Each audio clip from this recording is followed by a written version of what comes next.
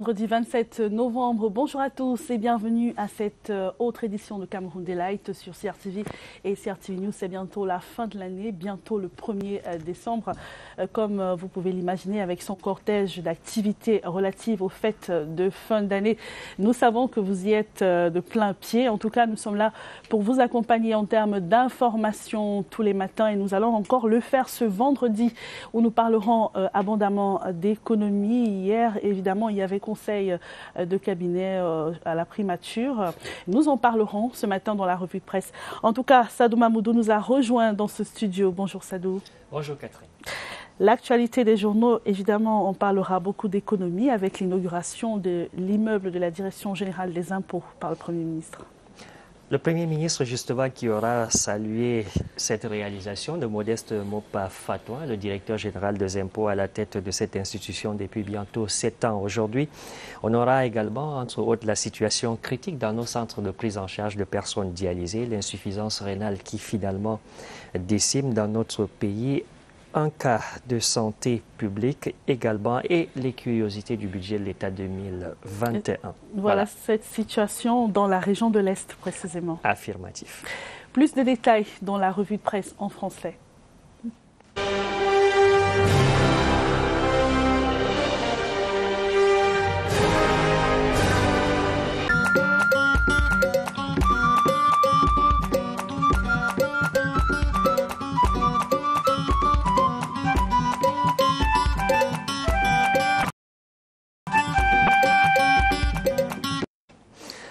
Mesdames, Messieurs, ravi de vous retrouver et surtout de savoir que vous êtes fidèles à ce rendez-vous. Ce vendredi, nous ouvrons notre randonnée par le quotidien Le Messager qui s'intéresse donc au budget de l'État du Cameroun, chiffré à 4 865 milliards de francs CFA.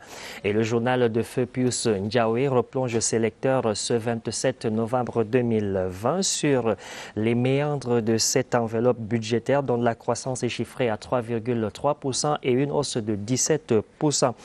Le Messager donc vous propose les curiosités du budget de l'État de l'exercice 2021 dans ses colonnes ce vendredi 27 novembre 2020. L'œil du Sahel, tri-hebdomadaire d'information du nord du Cameroun, lui s'intéresse justement au programme économique, social, culturel et financier de l'État du Cameroun et révèle pour sa cible que le projet du gouvernement pour le septentrion pour l'exercice budgétaire 2021 et permet également à ce septentrion-là de se retrouver avec la fioriture des projets qui sont en latence, notamment le projet de routier Marois-Mora-Dabanga-Kousseri ou encore la rénovation-réhabilitation des ouvrages de franchissement d'art de Palar sur le Bayo Kaliao ou encore le pont vert, l'un des plus vieux ponts de la plus belle des régions du Cameroun. Cameroun Tribune, par contre, revient sur les instructions du Premier ministre lors du conseil de cabinet tenu hier à l'immeuble Étoile par visioconférence sur notamment les instructions relatives à la finalisation du processus de sélection et surtout de recrutement des partenaires privés en vue de finaliser les promesses de chef de l'État concernant les axes routiers Yaoundé-Douala ou encore Edea-Kribi. Le journal Le Quotidien lui renseigne aujourd'hui ses lecteurs dans les kiosques et à travers ses colonnes sur l'inauguration notamment par le Premier ministre chef du gouvernement de l'immeuble siège de la Direction générale des impôts, une Direction générale des impôts amenée depuis cette année déjà par Modeste Mopa Fatouin. C'est donc l'une des grosses actualités de ce vendredi 27 novembre 2020 et pour besoin de circulation, évitez justement l'axe Djega Palace en cette matinée parce que la Direction générale des impôts se retrouve entre la maison de la radio de la CRTV et Djega Palace, bien au milieu. Évitez ce tronçon vers le collège de la retraite. À Douala, c'est les marches notamment de l'hypercentre commercial qui frise quasiment le ridicule et attire la curiosité du journal Le Jour en ce matin qui nous renseigne que le Grand Mall a déjà connu des incidents, des accidents, des Camerounais qui ne sont pas habitués à emprunter ou alors à se mettre sur des marches électriques. Eh bien, le journal de Hamad Mana ce matin vous propose quelques astuces pour éviter désormais ce qu'on a baptisé là-bas les incidents des marches du Grand Mall. Cette ruée devrait par exemple vous permettre pas seulement d'avoir une très belle vue, une vue panoramique de vos différents rayons dans cet espace aménagé et conséquent qui projette l'ambition camerounaise de vous doter de tout ce que vous voulez en un laps de temps. Et dans le soleil levant, malheureusement, on est moins content parce que là-bas, nous apprend le journal Mutation, c'est la rupture des intrants dans les centres de prise en charge d'hémodialyse ou du moins des dialysés. L'insuffisance rénale qui fait désormais des victimes. Ceux-ci sont contraints à faire le déplacement de Douala ou Yaoundé. Et Singan s'amuse à faire des révélations sur les premiers bilans de cette situation dans les centres spécialisés de prise en charge des dialysés dans la région de l'Est. Et puis le quotidien Émergence, lui, s'interroge au bas de cette sortie du vendredi sur les véritables mobiles de la menace de l'unité nationale au Cameroun, une menace sérieuse dans le septentrion avec Boko Haram qui met à mal cette partie du Cameroun, mais également dans le nord-ouest, le sud-ouest, avec justement la crise sécessionniste et séparatiste. Et ici, dans le centre, on a connu également quelques mouvements, des appels également à la subversion. Eh bien, l'Émergence, le quotidien, Vert s'interroge sur les réels mobiles de ces appels à la menace de notre unité acquise chèrement depuis 1972 par les pères bâtisseurs. Voilà donc qui met un terme à cette autre édition de Tabloïd, dernière livraison de la semaine. Merci à toute l'équipe de production, merci à vous les différents directeurs de publication et rédaction qui ne ménagent aucun effort pour nous faire parvenir vos unes. Merci également à vous, chers téléspectateurs, et à lundi, Inch'Allah.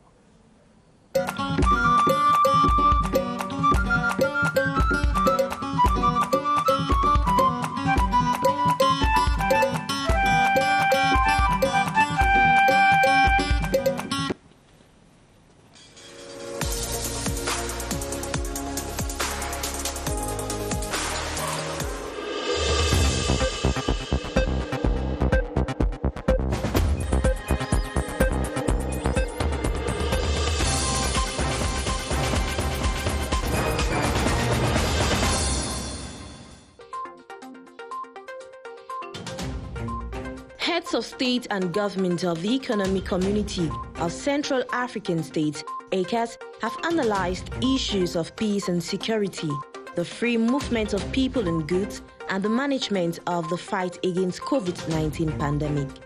This was during the 18th Ordinary Summit of Heads of State and Government of the Economic Community of Central African States, ECAS, chaired by Gabonese President Ali Bongo Ondimba. The meeting held Thursday via a video conference due to the coronavirus had as main objective the transfer of responsibilities between the Gabonese president, who is the present head of ECAS sub-region, and the president of the Republic of Congo. Ali Bongo Ondimba chaired the event that is focused on issues of peace and security in the 11 member countries of the community and the management of the fight against the COVID-19 pandemic.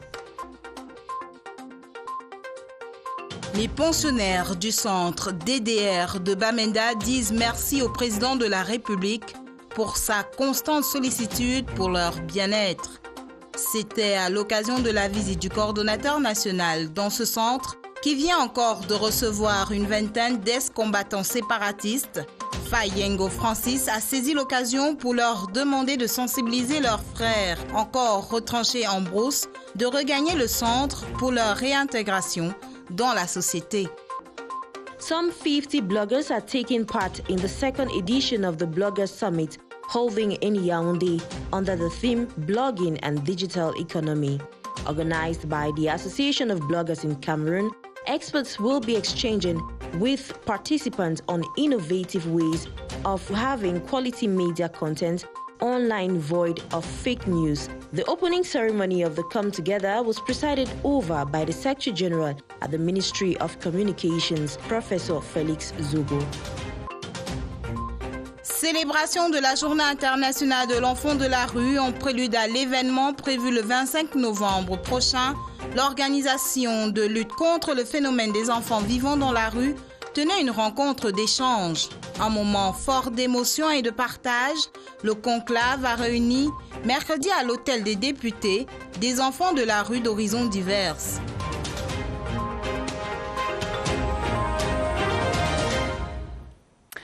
Et à présent, nous allons parler d'économie. Dans cette édition, on va précisément rentrer de plein pied dans la page éco. C'est dans quelques secondes.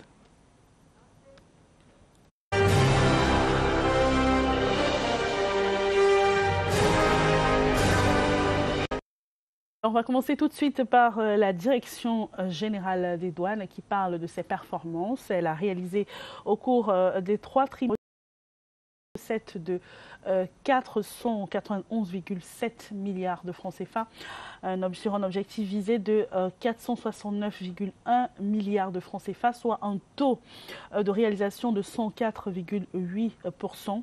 Le directeur général des douanes a donc demandé à ses collaborateurs des services centraux et déconcentrés de travailler évidemment à parfaire ce résultat au cours des jours qui mènent à la clôture de l'exercice budgétaire qui est fixé au 31 décembre 2020. Et maintenant, dans l'actualité, comme vous le savez, le Premier ministre chef du gouvernement, Joseph John Butté, a présenté le programme économique, financier, social et culturel au Parlement. Donc, il y a quelques jours, c'était pour le compte de l'année 2021. Les grandes lignes dans ce reportage de Laurentine Bekono. 75 minutes bien comptées, c'est le temps qu'aura pris la présentation du vaste et ambitieux programme économique, financier, social et culturel, véritable boussole pour l'action gouvernementale en 2021. En amont du défi économique à relever se trouvent les défis sécuritaires et sanitaires. Depuis près de 4 ans, nos régions subissent les atrocités des groupes terroristes auxquels se sont ajoutés les ravages de la pandémie du Covid-19. C'est dans ce contexte quelque peu délétère que l'État du Cameroun s'organise à relever le défi de la relance économique. Conséquence, l'exécution de la loi de finances de l'exercice 2020 a été mise à rude épreuve. Le gouvernement a dû recourir à un correctif budgétaire. Aussi, le gouvernement propose-t-il à la représentation nationale un programme riche et ambitieux.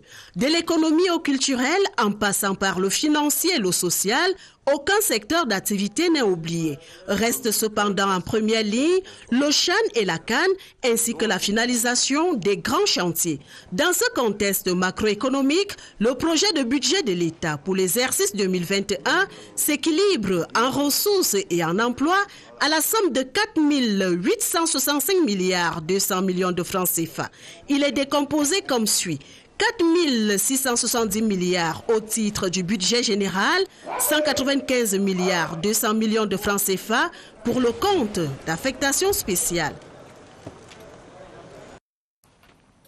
Voilà, et la situation difficile que vivent les pays du monde depuis le début de l'année, y compris le Cameroun, ne devrait pas pousser au découragement ou à l'abandon total. C'est une prescription du Premier ministre Joseph John Butté. Pour cela, les pouvoirs publics s'engagent à faire reculer le sous-emploi, l'informel. Les experts, pour leur part, donc, proposent des pistes indicatives pour y arriver. Dans ce reportage de Cyril King-Mbépé. La politique nationale de l'emploi est définie depuis 2017 au Cameroun. Objectif, élargir et valoriser les opportunités qu'offre l'économie. La SND 30 va plus loin et prévoit le plein emploi avec une garantie à tous d'un travail décent pour un salaire égal au travail de valeur égale. Mise à niveau de la technologie. Et la mise à niveau de la technologie, ça concerne donc le secteur privé, le secteur public lui-même aussi, les grandes entreprises, et bien entendu les exploitations agricoles. La productivité, si elle augmente, la croissance va aussi forcément suivre. Il n'est plus question de former pour former, alors qu'on est à 15 bornes du but fixé en 2035. On a défini le type d'économie que nous voulons avoir en 2035 et par rapport à ce type d'économie, on peut identifier naturellement les types de formations qui soient compatibles avec ce type d'économie. Faire des formations à la carte, de former les étudiants pendant 5 ans sur certains types de métiers. Et puis, immédiatement après les 5 ans, on forme d'autres types de métiers. Le Cameroun va stimuler la croissance des micro-entreprises et des PME pour les intégrer dans le secteur formel. Des incitations sont prévues notamment en matière de fiscalité et d'accès.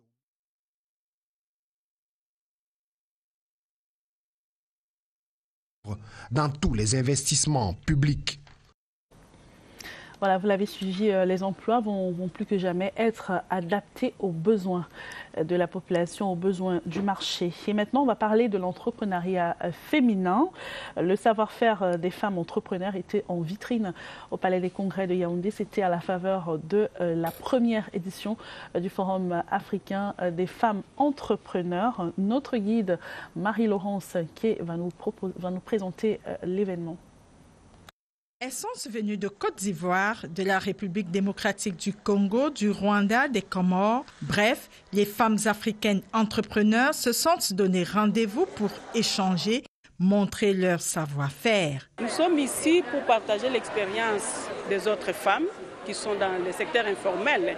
Nous nous sommes dit, allons voir ce que les autres font dans l'entrepreneuriat féminin. J'ai créé l'entreprise Meral Maya qui produit les jus de fruits sans conservateur et pasteurisé.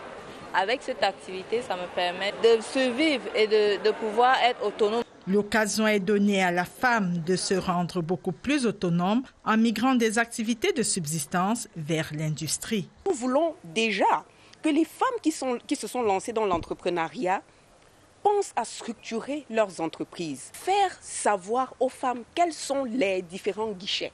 Si vous avez besoin d'un financement, où aller? Nous voulons que les femmes soient mises en réseau. Plusieurs partenaires présents à ce forum sont prêts à accompagner les femmes. Nous savons combien c'est difficile pour la femme africaine d'accéder au financement, et le Benelux est un pays qui favorise l'entrepreneuriat féminin et qui peut comme ça contribuer au financement. Une autre manière de booster l'économie de nos pays africains. Et cette rencontre des femmes venues de plusieurs pays d'Afrique était une occasion pour elles de se soutenir, de s'encourager également, d'échanger des expériences dans le domaine de l'entrepreneuriat qui n'est pas toujours favorable à la gente féminine. Le constat de Oswald Medon. Vu comme ça, on ne le dirait pas. Pourtant, du haut de son 1,65 m, Marie-Florence On est une chef d'entreprise accomplie. Avec près de 300 employés à son compte, l'ancien professeur de géographie est devenu une redoutable femme d'affaires.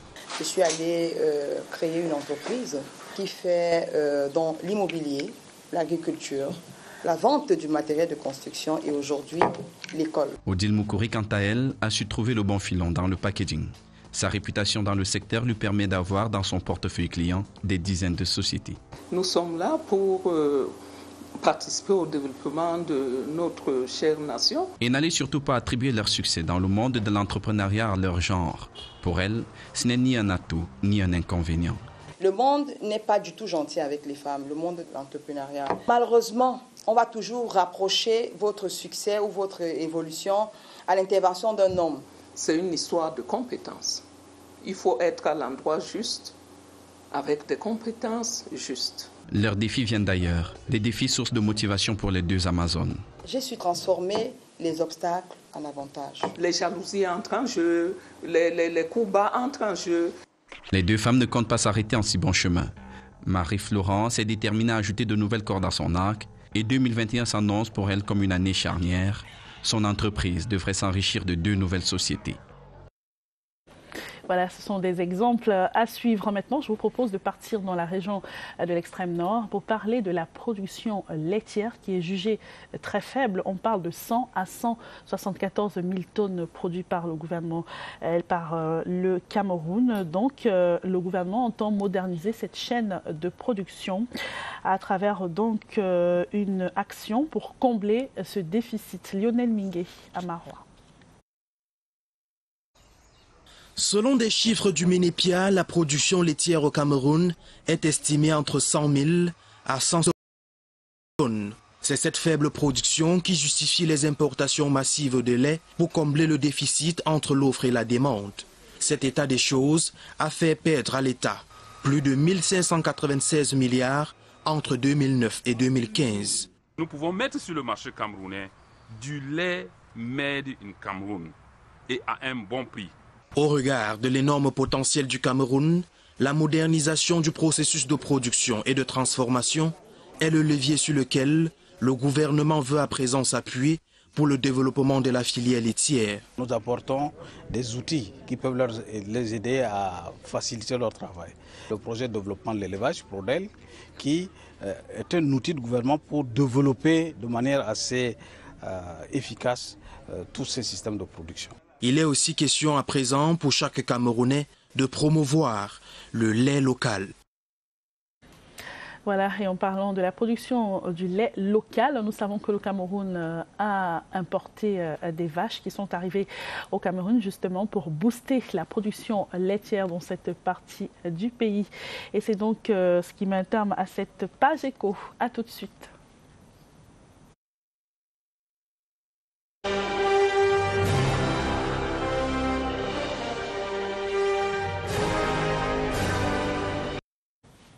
Et nous allons poursuivre ce programme avec la revue de presse. Clarence Gay est avec nous. Bonjour Clarence. Bonjour Catherine, bonjour. Voilà, beaucoup d'informations ce matin. On sait très bien qu'il y a l'inauguration de l'immeuble de la Direction générale des impôts. Mais les journaux parleront également de sport.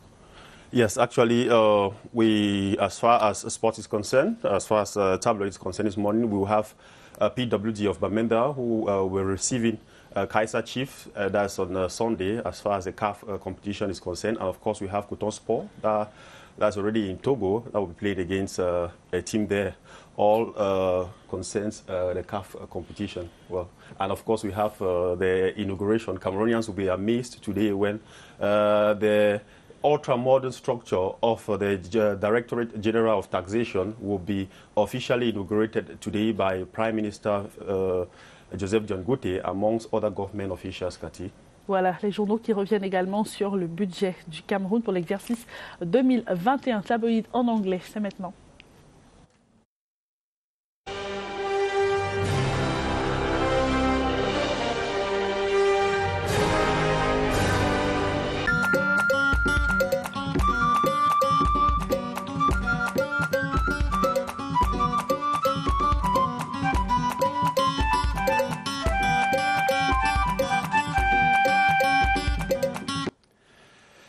It is always a pleasure to have you when it's this time, tabloid or call it press review on CRTV News. It is Friday, the 27th of November 2020, 35 days left, and we are done with the year 2020.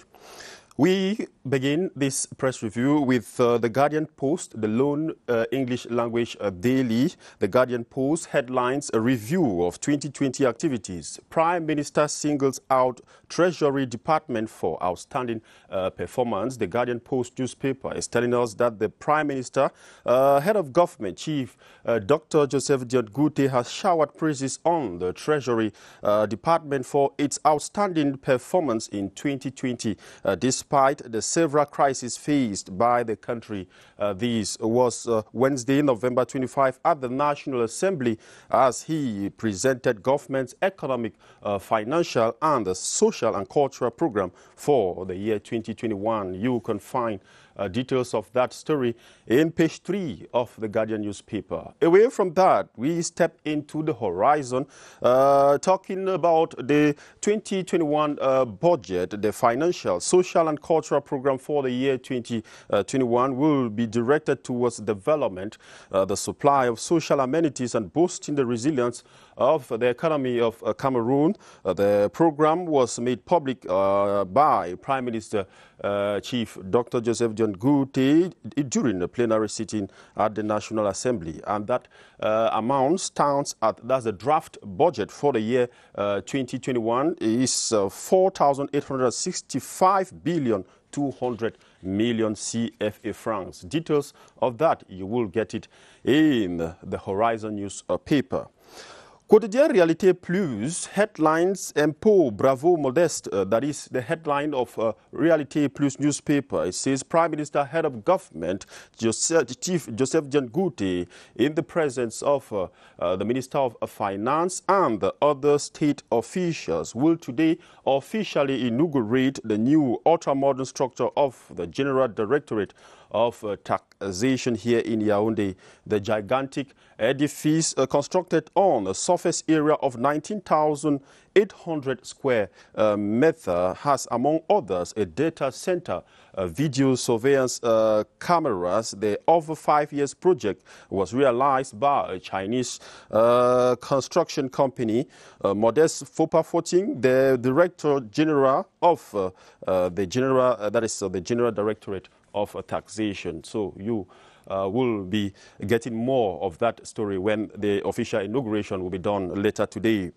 Le Quotidien, still on the same subject, says Direction Générale des Impôts, le nouvel immeuble sèche inauguré ce jour. That is the headline of Le Quotidien newspaper publication of this day. It says the presence of members of government and other dignitaries in the country. PM Joseph John Gouti will this day inaugurate the new ultra-modern structure of the department or the Directorate General of Taxation here in Yaoundé, a project that has been piloted for 7 years by its Director General. You will be having details of that in Le Quotidien newspaper publication.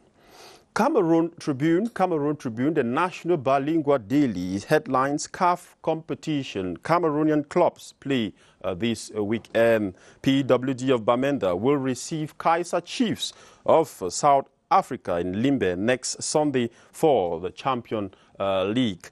Meanwhile, Coton Sport of Garoua is in Togo for the Confederation Cup. All the matches count for the preliminary rounds of the competitions. Page 21 of the National Bilingual Daily, Cameroon Tribune. You will find that story. Quotidien Emergence says Amat to appeal FIFA suspension. The Confederation of African Football CAF President Amat announced on Wednesday he will appeal FIFA's 5-year ban for corruption to the Court of Arbitration for Sports. Amat from Madagascar has been head of CAF since March 2017 but was suspended by the global body on Monday for governance issues. The Post is telling us of this story of the demise of Diego Armando Maradona. In one of its headlines, it says, World mourns Argentine's football icon Diego Maradona. Global football icon Diego Armando Maradona passed away Wednesday. The Argentine football legend is reported to have died from a heart attack in the town of Tigre, that is in Argentina. Maradona will be remembered for great footballer, as a great footballer whose performances changed the face of world football. That is what the Post Weekender is telling us today. We are taking you out of the country, still on the demise of Maradona, but this time a foreign newspaper, the Daily Star, says Maradona in the hands of God. A 3-day of national mourning for the peaceful of the legend Diego Maradona. The president of Argentina, Alberto Fernandez, says, in quotes, Diego was Argentina in the world. It was thanks to Diego Maradona that Argentina won the World Cup, that's 1986, after defeating West Germany. He also led the country to the 1990 Italia World Cup. That is his career, that is international career, ended in 1994 after he failed a drug test.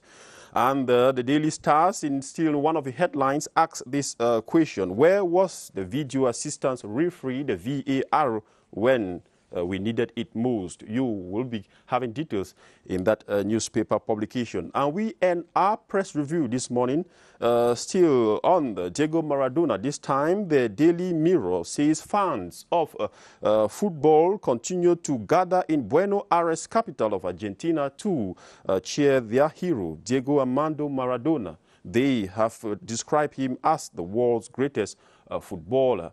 Argentine President Alberto Fernandez, who decreed 3 days of national mourning, has offered the presidential palace for the footballer's funeral. And that was it for Press Review, or call it tabloid, on CRTV and CRTV News. I'm wishing you a splendid weekend.